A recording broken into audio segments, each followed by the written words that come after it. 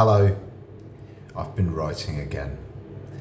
So, without further ado, let's get into what I've written. Hopefully this one will make it into double figures in my YouTube view count, but you never know. There's a link to the document I'm reading in the description if you're busy and short on time, which, as I'm aiming to target the best reputable journalists in this field, I hope you are, but feel free to ensconce yourself in the rest of this short video if you wish. So, I'm trying to craft a compelling pitch to get the attention of journalists who cover public interest stories and create content revolving around topics that intersect mental health, law and NHS policy. In a nutshell, there was a Supreme Court ruling in 2023, the Swindon vs Worcester case. Without disregarding the precedent of doctrine, which is effectively what the NHS appears to be doing with their Who Pays guidance, this should mean that integrated care boards determine funding for mental health treatment and aftercare based on ordinary residents, must be voluntarily adopted, i.e. not in forced presence by reason of, for example, kidnapping or imprisonment, and for settled purposes. Here's a summary of the Supreme Court ruling, which you can't click on unless you download the document, obviously. The way in which NHS England appears to be usurping the Supreme Court seems to have gone completely under the radar and warrants a little limelight, I think. The effect on the public, specifically with reference to those subject to detentions under the Mental Health Act still being funded by the first funder. For example, someone who was sectioned in 2000 in London, then moved to Leeds and got sectioned again in 2025, still gets treated by London NHS Trust. Regardless, it seems, of the law, can have a multitude of consequences. The Swindon Borough Council versus Worcester Acute Hospitals NHS Trust 2023 EWCA COB 245 case clarified the interpretation of ordinary residents in the context of NHS funding for individuals detained under the Mental Health Act 1983, specifically under sections such as Section 2 and Section 3. The Court of Appeal ruled that ordinary residents should be determined by applying a common sense approach, focusing on where the individual habitually and normally resides with a degree of settled purpose, rather than a narrow interpretation based solely on statutory definitions of residency for other purposes. If NHS England and integrated care boards, ICBs, were to ignore this precedent, deviate from the established doctrine, which they do, and they are doing to me right now in this hospital, I've just had my ward round meeting today, several negative effects could arise, and like they do, they are arising very much for me at the moment. Disparity in funding and access. Patients might be denied access to appropriate mental health services in their actual place of ordinary residence. This could result in them being sent to facilities far from their support networks, hindering their recovery. Integrated care boards might attempt to shift financial responsibility, leading to disputes and delays in treatment. Funding disparities could arise, with some integrated care boards providing better resources than others, based on differing interpretations of residency, and increased administrative burden and litigation. I've boldly highlighted the completely wrong thing that I harvested off AI there, but who gives a shit, you get the idea. Ignoring the established precedent would likely lead to increased legal challenges and disputes between integrated care boards and local authorities. This would divert resources away from patient care and towards administrative and legal processes. The uncertainty surrounding funding responsibilities would create confusion and delays in providing timely treatment. Detrimental impact on patient well-being. Being treated from far from home can disrupt a patient's support network, including family, friends and community resources, which are crucial for recovery. This can lead to increased anxiety, isolation and a higher risk of relapse. Delays in treatment due to funding disputes can worsen mental health conditions. Inequitable distribution of resources. This is, quite pertinent. Integrated care boards might attempt to avoid financial responsibility for individuals with complex need, leading to an unfair burden on certain areas. This could result in underfunding of mental health services in areas with a higher prevalence of individuals with complex needs. Inconsistent application of the law.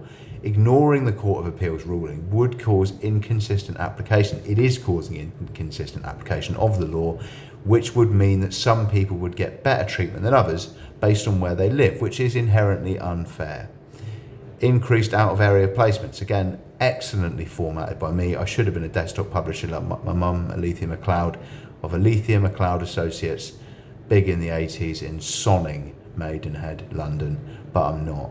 Anyway, the local Integrated Care Board, if it doesn't accept funding responsibility, then it is very likely that the patient will be placed in an out of area placement. I'm about to be probably sent 100 miles away to Devon, where I used to live in 2019. It's now 2025, so that's like, I haven't lived there in 6 years, don't know anyone there. In fact, I dislike quite a lot of people there. Didn't get along very well with some public sector organisations, but I'll leave that there. In essence, disregarding the Swindon versus Worcester precedent would undermine the principle of providing timely and appropriate mental health care based on an individual's actual needs and circumstances. It would create a system that is unfair, inefficient and detrimental to patient wellbeing. Wrong tense there, it is doing that. I'm currently detained as an inpatient at a psych hospital in Weston-super-Mare, where I've been for about 6 months. I'm about to be moved to a mental health rehabilitation facility, which might be 100 miles away from my family and the community in which I live, due to, as far as I can see, the NHS who pays guidance simply ignoring the Supreme Court. No punctuation on who pays there, sorry. I think if covered succinctly and with the right perspective, raising awareness on this largely unknown but massively pertinent issue could considerably impact the welfare of many vulnerable people and be both of interest and a benefit to the public, specifically mental health inpatients. Please feel free to get in touch with me via Instagram at MacLeodBrody, Twitter at BrodyLikesYou, email brodymacleodtemp@gmail.com, or my phone number 07576 713. It should say 026. It's 026. You know what? I'm going to edit that right now. It's 026. O. It's next to 9. Easy mistake to make.